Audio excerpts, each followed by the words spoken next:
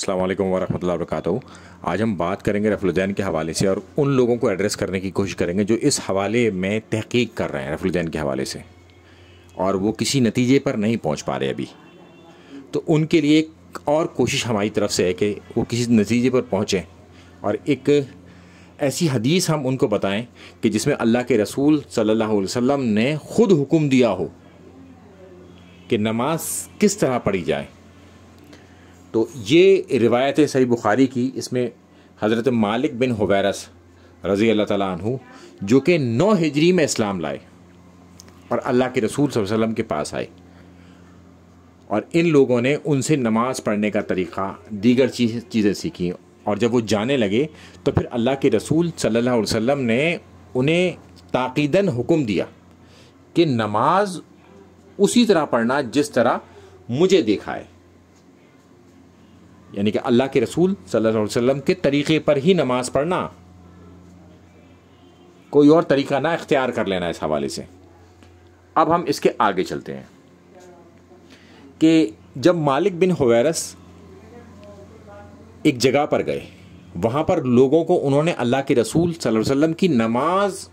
दिखाई कि किस तरह से अल्लाह के रसूल सल्लल्लाहु अलैहि वसल्लम नमाज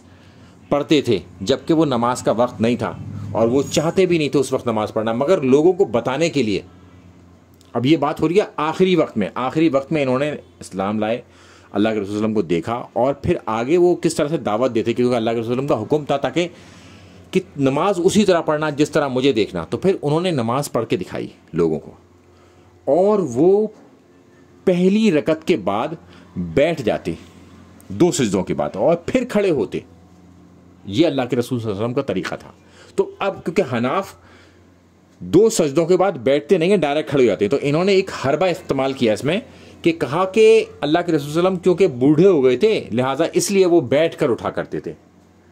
इस तरह की कोई दलील मौजूद नहीं है और तकरीबन 10 सहाबा या इसके आसपास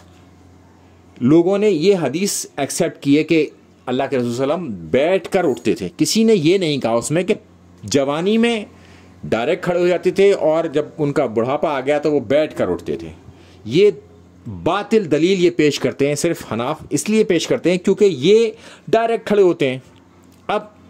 डायरेक्ट खड़े होने की तो कोई दलील इस तरह से नहीं मिलेगी इन्हें, क्योंकि अल्लाह के रसूल सल्लल्लाहु अलैहि वसल्लम की वाज़ेह तौर पर हुक्म है नमाज उस तरह पढ़ो जिस तरह मुझे देखते हो। जिस सहाबी से कहा वो सहाबी बैठ कर उठ रहा है और लोगों को बता रहा है कि अल्लाह के रसूल सल्लल्लाहु अलैहि वसल्लम इस तरीके से नमाज पढ़ते थे। तो अब इसको काटने के लिए इन्होंने ये बात कही कि बुढ़ापे में इस तरीके से नमाज पढ़ते थे, मगर इसकी कोई दलील मौजूद नहीं है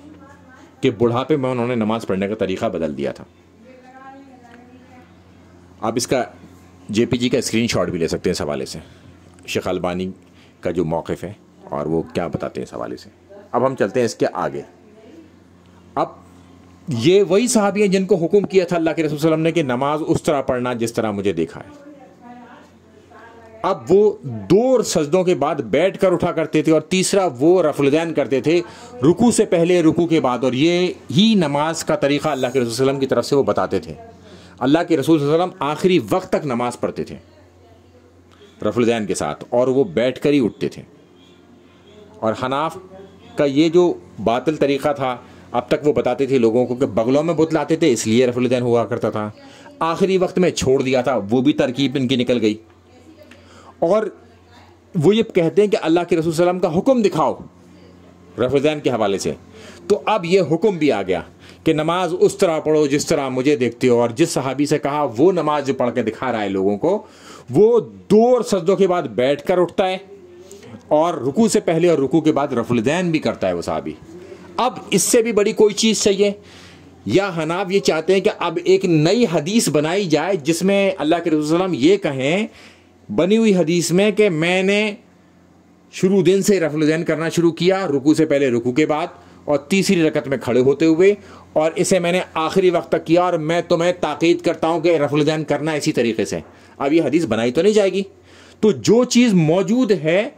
एक सहाबी ने वही चीज़ बयान करी जो अल्लाह के रसूल सल्लल्लाहु अलैहि वसल्लम को देखा और अल्लाह के रसूल सल्लल्लाहु अलैहि वसल्लम ने उसको हुक्म दिया कि नमाज उस तरह पढ़ना जिस तरह मुझे देखते हो। तो वो 2 सजदों के बाद बैठ कर उठा करते थे और रुकू से पहले रुकू के बाद रफ़ुल किया करते थे। इसके बाद एक आखिरी हुज्जत ये हमने तमाम करने की कोशिश करी और इसके बाद भी कोई ना माने, तो फिर अगर कोई हरधरी में भी उतर गया है तो फिर आप कितनी भी उसके सामने हुज्जत पेश करें, दलील पेश करें, वो नहीं मानेगा, वो अपनी बातिल तावील ही करता रहेगा इसकी भी। तो बस इंसान का काम है बात को आगे तक पहुंचा देना, मानना ना मानना अब जिस तक बात पहुंची है उसके इख्तियार में, वो माने या ना माने। अल्लाह ने उसे हिदायत दी तो मानेगा, नहीं हिदायत दी होगी तो वो कभी नहीं मानेगा और इसमें भी वो कीड़े निकालने की कोशिश करेगा। अस्सलाम वालेकुम व रहमतुल्लाहि व बरकातुहू।